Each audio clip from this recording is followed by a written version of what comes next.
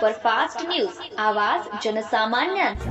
श्री रेणुकादेवी मंदिरात भजन कार्यक्रम भक्तिमय वातावरणात संपन्न। माहूर दिनांक 14 जुलै मंगळवार रोजी श्री क्षेत्र माहूर येथील श्री रेणुकादेवी मंदिर परिसरात आयोजित करण्यात आलेला भजनाचा कार्यक्रम अत्यंत भक्तिमय वातावरणात संपन्न झाला।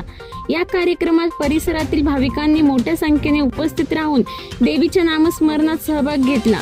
भजन मंडळांनी विविध देवी भक्ती, अभंग, गवळणी आणि भजने सादर केली।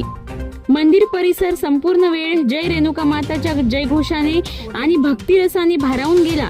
उपस्थित भाविकांनी टाळ मृदुंगाच्या गजरात उत्स्फूर्त सहभाग नोंदवून आध्यात्मिक आनंदाची अनुभूती घेतली।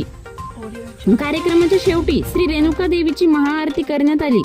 यावेळी चंद्रकांत भोपी, संजय कानाव, व्यवस्थापक विजय राऊत, सुरक्षा अधिकारी मुंडे सर, लेखपाल योगेश साबळे, विशाल कानाव, गेडाम सर, सुरक्षा रक्षक विनोद कदम, सर्व विश्वस्त आणि कर्मचारी बंधू उपस्थित होते।